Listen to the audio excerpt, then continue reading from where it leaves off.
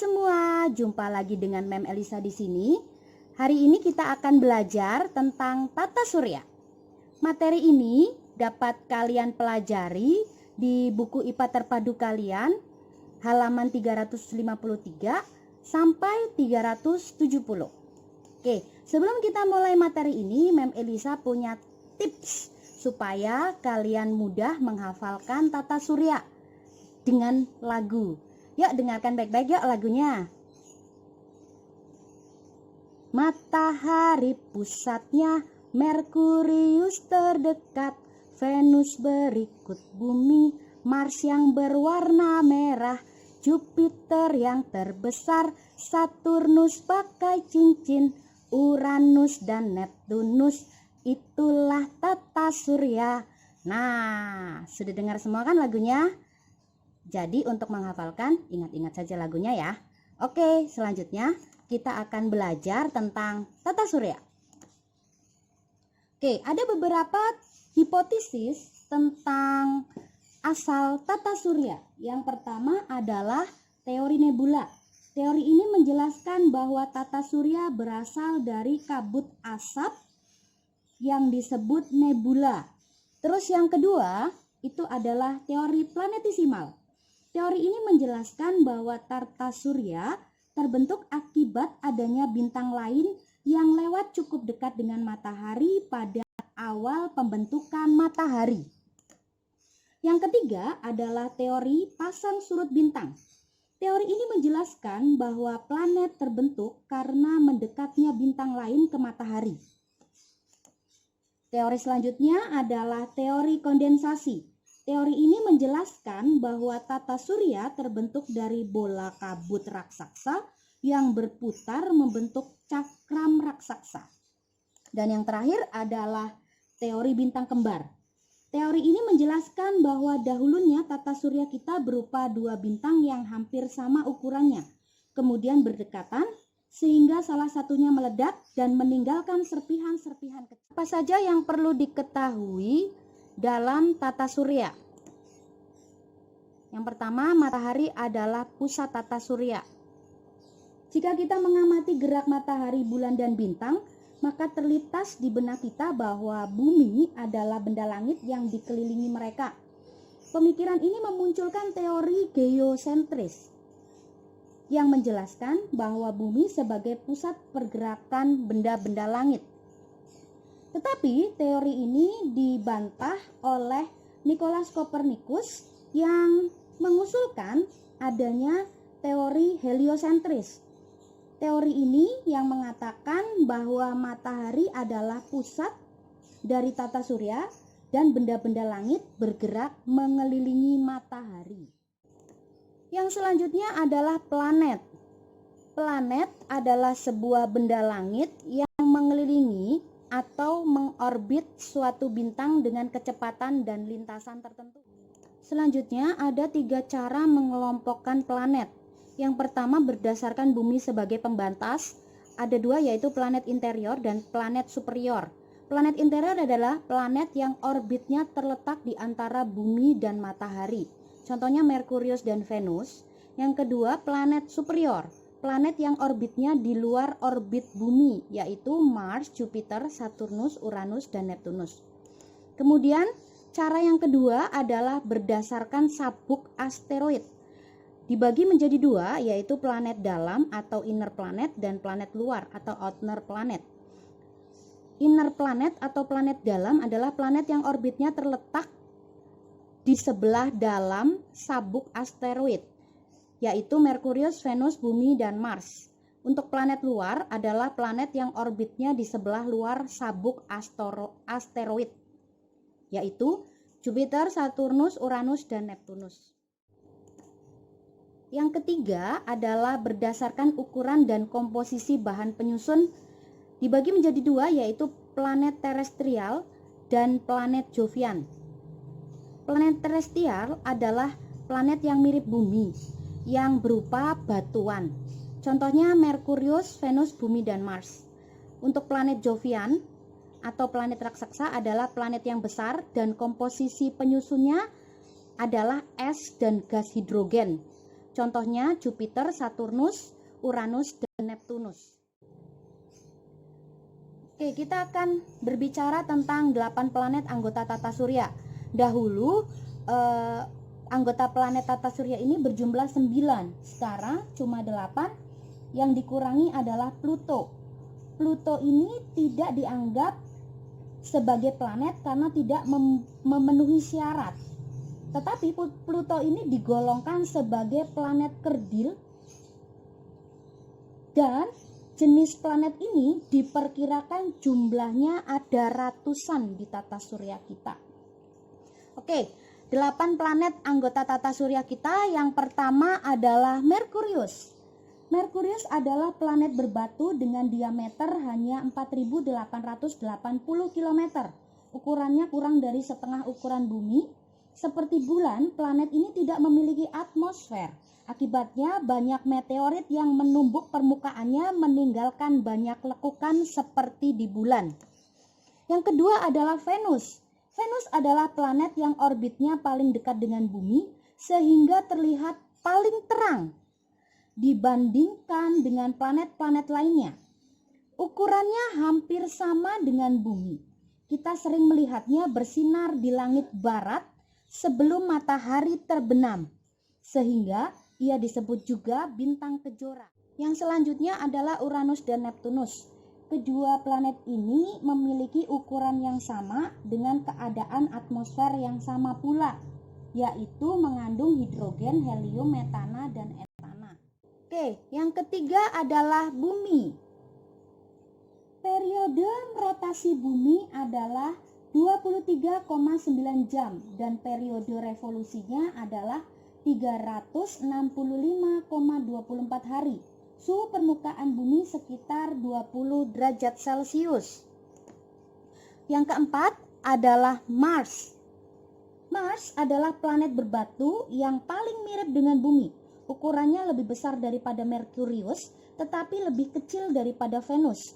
Mars sering disebut sebagai planet merah karena permukaannya berwarna oranye kemerahan. Yang selanjutnya adalah Jupiter. Jupiter adalah planet terbesar di tata surya dan terkenal karena bintik merah raksaksanya.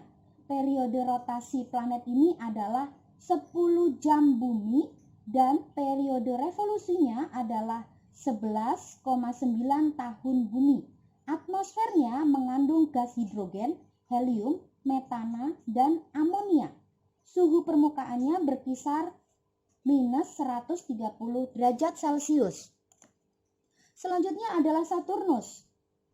Saturnus merupakan planet yang memiliki cincin terbuat dari partikel es dengan lebar 402.000 km dan tebal 15 km. Atmosfernya mengandung gas hidrogen, helium, metana, dan amonia. Suhu permukaannya berkisar negatif 180 derajat Celcius. Yang selanjutnya adalah komet. Komet adalah benda langit yang diselimuti awan dan gas yang memiliki orbit elips pipih. Di langit, komet berupa pijar cahaya mirip ekor panjang atau rambut panjang wanita. Karena itu, komet sering disebut bintang berekor atau bintang berambut panjang. Komet paling terang yang pernah diamati adalah komet Halley dengan periode kemunculan 76 tahun. Komet dianggap sebagai bagian kecil yang tertinggal ketika tata surya dan planet-planet terbentuk. Bagian-bagian sebuah komet adalah inti, awan hidrogen, dan ekor. Ekor komet tampak lebih panjang dan jelas ketika mendekati matahari. Ketika menjauh dari matahari, secara perlahan ekornya bertambah pendek, memudar, dan akhirnya menghilang dari pandangan. Ekor komet selalu menjauh dari matahari karena dihalau oleh angin matahari dan tekanan radiasi matahari. Yang selanjutnya adalah asteroid. Asteroid berupa bongkahan batu yang terdapat dalam sabuk asteroid antara Mars dan Jupiter. Asteroid terbesar adalah Ceres, memiliki diameter 952 km dan ditemukan pada tahun 1801. Yang selanjutnya adalah meteorit. Meteorit adalah batuan-batuan berukuran dari mulai semburan biji padi sampai gerbong kereta yang terdapat dalam ruang antar planet. Meteorit sebagian berasal dari komet dan asteroid. Yang selanjutnya adalah meteor. Meteorit yang memasuki atmosfer bumi bergesekan dengan atmosfer bumi menghasilkan pijar berupa garis cahaya di langit yang disebut meteor atau bintang jatuh. Sisa-sisa batuan meteorit yang mencapai permukaan bumi disebut meteorit. Ada 3 jenis meteorit. Meteorit logam memiliki unsur nikel dan besi, sedangkan meteorit batuan memiliki unsur silikon, dan meteorit campuran memiliki unsur logam dan silikon. Selanjutnya satelit. Satelit atau bulan merupakan benda langit yang bergerak mengorbit planet. Bumi mempunyai satelit alami yaitu bulan. Selain itu ada satelit buatan manusia yang diluncurkan untuk berbagai tujuan. Astronom telah menemukan 146 satelit di dalam tata surya. Jumlah ini tidak termasuk 6 satelit pada planet-planet kerdil, juga planet kecil yang mengorbit beberapa asteroid dan benda langit lainnya. Yang selanjutnya adalah matahari sebagai bintang. Matahari menghasilkan cahayanya sendiri melalui reaksi fusi di dalam intinya secara terus-menerus atau berantai. Matahari terdiri dari gas pijar atau plasma dengan suhu kira-kira 5400 derajat Celcius. Matahari mengandung gas hidrogen 92%, helium 7,8%, dan sisanya karbon, nitrogen, dan oksigen. Yang selanjutnya yang perlu diketahui adalah struktur dan aktivitas matahari. Struktur matahari ada bagian dalam. Bagian dalam terdiri dari inti, kawasan radiasi, zona radiasi, dan zona konveksi. Sedangkan di bagian luar itu ada fotosfer, kromosfer, dan korona. Sedangkan ada beberapa aktivitas matahari.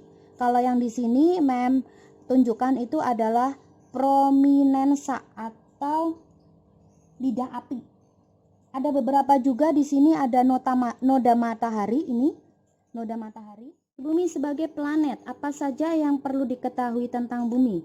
Yang pertama, bentuk bumi bulat pepat pada kedua kutubnya dan sedikit menggembung di sekitar khatulistiwa. Kemudian, apalagi yang perlu kita ketahui? Efek rotasi bumi. Rotasi bumi yaitu bumi berputar pada porosnya itu memerlukan waktu 23 jam 54 menit. Yang terjadi adalah efeknya gerak semu harian matahari, terjadinya siang dan malam, perbedaan waktu di setiap belahan bumi. Jadi misalkan seperti kita ini di Jakarta atau kita di Lampung dengan Jakarta itu sama, tapi kalau di Lampung Jakarta itu kita masuk ke wilayah Indonesia bagian barat, tapi kalau kita di Bali itu wilayah Indonesia bagian tengah. Jadi kalau misalkan di Lampung jam 7, di Bali itu jam 7 malam, di Bali itu jam 8 malam. Dia akan lebih cepat 1 jam. Gitu ya anak-anak. Terus kemudian terjadinya pembelokan arah angin dan arus laut. Selanjutnya untuk efek revolusi bumi. Revolusi bumi adalah pergerakan bumi mengitari matahari. Lamanya itu 365,25 hari. Efeknya adalah pergeseran arah gerak semu matahari, perubahan lamanya siang malam, pergantian musim, terus terlihatnya rasi bintang yang berbeda setiap bulan. Nah, revolusi bumi ini digunakan sebagai tetapan untuk kalender Masehi. Ya, dan ingat anak-anak, kalender Masehi itu ada yang disebut tahun kabisat. Tahun kabisat itu adalah tahun di mana tahunnya dapat dibagi menjadi 4. Nah, kalau tahunnya tidak bisa dibagi 4, sisa yang 0,25 hari itu akan dikumpulkan jadi satu, nanti ditaruh di tahun kabisat. Karena itu nanti di bulan Februari akan ada tanggal 29. Itu ya anak-anak untuk ceritanya. Selanjutnya, bulan sebagai satelit bumi. Apa saja yang perlu diketahui tentang bulan? Bulan melakukan 3 gerakan sekaligus, yaitu rotasi, revolusi terhadap bumi, dan mengikuti bumi berevolusi terhadap matahari. Kemudian ada fase-fase bulan. Ini ya anak-anak, fase-fase bulan. Jadi kadang-kadang kita dapat melihat bulan itu bulan sabit atau bulan purnama, itu dari fase-fase bulan. Kemudian yang perlu diketahui lagi adalah tahun Komariah atau Hijriah menggunakan revolusi bulan pada bumi. Terus untuk bulan sebagai satelit ini ada beberapa yang perlu kita ketahui juga, bahwa peristiwa pasang surut air laut juga terjadi pada fase-fase bulan. Pasang purnama atau pasang terbesar terjadi ketika bulan purnama. Adapun pasang terbani atau pasang terendah terjadi ketika fase bulan kuartir. Oke ya anak-anak itu. Selanjutnya ada gerhana matahari dan gerhana bulan.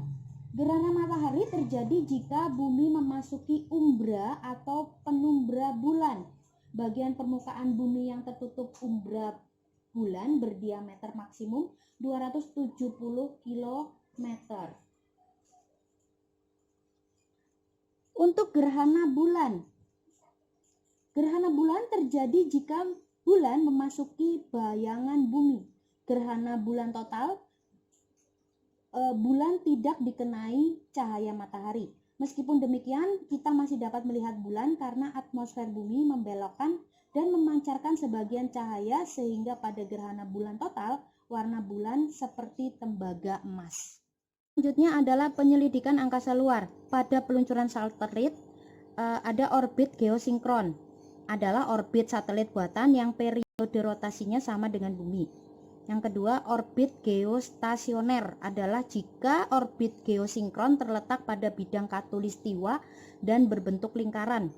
Satelit mengorbit dengan tujuan tertentu, yaitu untuk meteorologi, komunikasi, sumber daya alam, navigasi, dan penelitian. Penerbangan luar angkasa sekarang sudah berkembang menjadi pesawat ulang-alik.